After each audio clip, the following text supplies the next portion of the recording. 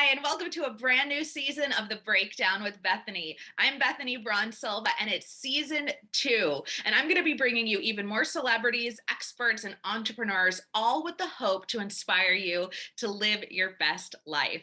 Now, the first episode of season 2 is a big one.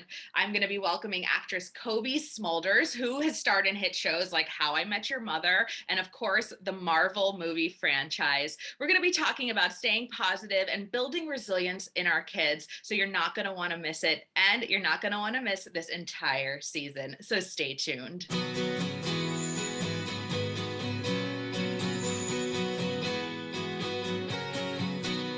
Let's jump in and tell me about the Colgate Smile Fund and why this was a good partnership, a good fit for you to team up with. Well, first of all, good dental hygiene has always been in my life because my father was a dentist. And so I don't have a cavity. First of all, I don't have a single cavity. So toothpaste works, guys, and so does flossing. But yeah, so it's always been in my world. I've always had awareness of it. I've always known its importance. I've like used Colgate for like my entire adult life. So when they came to me, I was so happy to, first of all, just promote their brand because it's a brand that I use. And again, like going back to just being good about dental hygiene, I love it. But then they were talking to me about the Colgate Smile Fund, which is doing amazing things. Right now, they've given a grant to City Year, which is a organization that provides mentoring to schools around the country, and with a focus on socio-emotional learning. We've just come off, we're still kind of in this insane sort of pandemic life, but we're trying to find out what our new normal is. And it's challenging for everybody. And obviously everybody's dealing with it on varying degrees, but I think it's just the kids have really taken a hit. And, my own kids were in Zoom school, and we were lucky enough to be in a Zoom school program. But it's, I think it's time to sort of bolster not only their education in the classroom and getting them back into classrooms, but also just helping them deal with what's happening mentally, what's happening emotionally, to go from being isolated to then jumping back in and trying to find new friends and keeping and nurturing relationships it's sort of a skill that has to be constantly exercised. And so yeah, I was really excited when they came to me to talk about this program. And I think that any mother who's listening or reading or whatever is to see if they can find to connect with City Year and see if they can get it in their own school. Yeah, I'm a mom myself, and dealing with, pandemic learning and struggles was one thing. And then I think it's hard to say when we got our bearings. It feels like we never got our bearings throughout the pandemic. But when I was sort of able to come up for air, one of the most alarming things that I discovered or was reading about was the impact of, mental health in our kids because of the pandemic. And I know you have a teenager. So I'm wondering, what were your concerns there? Were you, how do you address that with your own child? Is that a conversation you guys are having around mental health awareness, maybe cyberbullying, anything like that? If you could just offer a few tips or thoughts on that would be great. Yeah, I mean, I might be a youthful looking woman, but I'm actually inside an 80-year-old woman. So like, we don't do a lot of screens. There's no social media in, certainly there is for me and my husband, but we don't allow it for our children. So in terms of the cyberbullying, which is just like, it's terrifying, we don't have that happening because they don't have access to it yet, which I would highly recommend. But it's a tricky time. I mean, the thing that I constantly do with myself is play the game of, hey, Cobie, do you remember when you were 13? Do you remember like how at times you just kind of felt like an insane person? And chemically you are, like there's so many changes happening in your body and in your brain.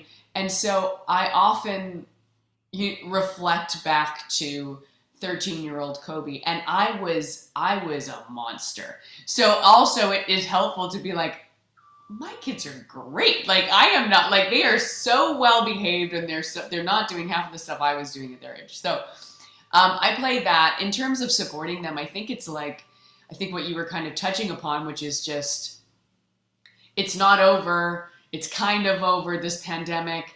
And so I think it's what the pandemic has certainly brought up for me is the ability to pivot more, and the ability to deal with disappointment. And I think that I try to, it's not perfect, it's not a perfected skill, but lead by example. And certainly we have bad days and good days. And on the bad days, I say, hey, I'm having a bad day and I'm sorry. And I shouldn't have said that, or I shouldn't have reacted in this way. And that wasn't right when I did this. So I do try to do that. But I think it's also about staying present within what is today like. Okay, today's a great day. Let's celebrate that. Okay, today was a bad day. Let's be in that. And yeah, I think that's been helpful for me, because anytime I try to plan or look ahead, it gets an idea is created in your mind of what that experience is going to be. And so I found that if you're just kind of day to day, let's make breakfast together, let's go for a walk on the beach together, or we're going to this camp today, whatever it is, if you're just kind of able to sit and enjoy that, it's a little healthier, I find, or a little easier. I apologize to my kids multiple times a day. I feel like sometimes, but they came out at me, I'm like, I am sorry. It's gonna be a bumpy road. I'm learning, guys. We're in this together.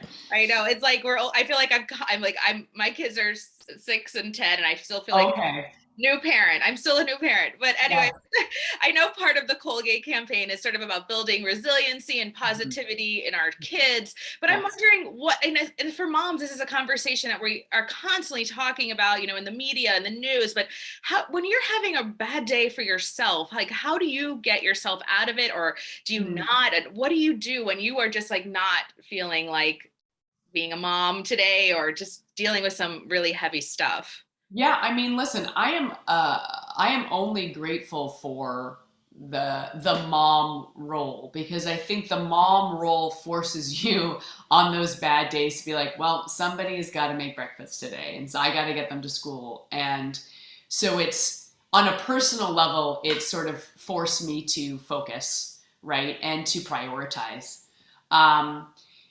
I think I think it's okay to wallow in it when bad stuff happens. I mean, you can't have the good without the bad. So I'm always just sort of like, this is a bad day. And that's just, let's acknowledge that, and it will pass.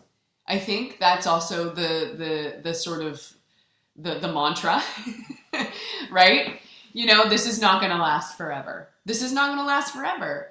And so it's I don't have a problem sitting in bad things. I sort of am a believer in like, let's acknowledge that this is a bad moment, and then we can kind of move forward from it and learn from it too, right? Like if you're just trying to be like, how do we get out of this? How do we just bounce right back? It's like, well, we should also just acknowledge this and soak it in and see what that actually feels like.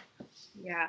And something I love to ask moms, especially, it's what do you hope and it's hard to pin down one thing, but what are you really hoping we talk about key takeaways, stuff like that, but what do you hope that you really are passing down to your kids right now? If they were asked, what is the one thing you've learned from your mother? What do you hope that they would say? Oh, Lordy. What do I hope they would say? It's interesting too, because we don't always give ourselves like a lot of the credit. So I feel like I'm sort of turning it on you to sort of say, 100%. What are your positive? I'm also Canadian, so like I can't even take a compliment about anything. So it's hard for me to be like, I'm great at this. I think it's like, I've had experiences. I've had to deal with really scary. I had ovarian cancer when I was 25 years old. Like I've had these like sort of, are we continuing on with life, or is this it kind of moments? And I think because of that, I have really tried to soak it all in. Again, going back to being present within moments and also just like having fun. I think that this day and age, there's a lot of pressure on all of us, right? There's a lot of pressure on all of us but I think especially on kids to succeed, um, to carve their own path, and I certainly felt that when I was younger. But you have to enjoy this life because we only get one. So I'm hoping, I don't know if they're gonna actually take that away, but I hope that they can kind of take some positivity and like, move forward through life with a smile and be a good, that's it. I just thought it. It's all that stuff, but I just got it. Be a good human, like be a decent, kind, empathetic human. That goes above all else. Like just be a nice, don't be a jerk. Do not be a jerk. It's a no jerk policy. That's number one. Also a lot, like have a great time, right? Yeah. Be a good, decent human and help others. Yeah. Love it. I'm going to put it on a pillow or something. We'll get that embroidered. Really get to embroider. Let's start a new hobby. Yeah. All right, wrapping up here, but really quick, I know a lot of your How I Met Your Mother castmates are also parents. I have envisioned you guys like on this crazy group chat sharing like parenting tips at all. Do you get any kind of like parenting advice or tips? Yeah, I mean, honestly, I came into the parenting game, and I think Neil hadn't had his twins yet, but was in that space because I was younger than everybody, and I sort of had my first child young. But Allie had her daughter maybe a month or two before me, so it was really helpful to sort of go like, okay, that's coming. Okay, that's coming. And it was really cool to both be on the show and sort of supporting each other through our pregnancies. And then still to this day, I mean, Neil is unfortunately in New York, so we're on other coasts, but Allie is here, and we attend volleyball games together and all sorts of things. So we're very supportive to each other in that. I love to hear that. Final question. My son is a huge, huge Marvel fan. Who isn't, Bethany? Who isn't? I can't tell you. I mean, like Guardians of the Galaxy, all of them. Anyway, so he's really excited about me talking to you. But I have to also ask, any upcoming projects in the Marvel universe, anything like that? Yeah, I'm going to be in a series called Secret Invasion that will be out on Disney Plus. I don't know when, but Comic-Con is this coming weekend, so he's going to get like a hefty dose of intel and information. So I think they'll probably be announcing when things are airing, but I'll be in that, and I think it comes out later this year, maybe, hopefully. But it's Samuel L. Jackson's sort of show, and it's a really cool one. Awesome. I can't wait. If you have the information, you want to share it now about Colgate. Oh yeah, I think we kind of got to the fund, and that I just want to make sure that people take advantage of City Year as an organization for their kids. And if they don't have it as a program in their school, so they should look into it. Great. Awesome. I'll share all that information when Thank you for that. Share this video. So Cobie, thank you so much. This was such a thrill. Lovely to talk with you. Yeah. Enjoy the rest of your day. All right. Really appreciate it. Thank you. Take care. Bye.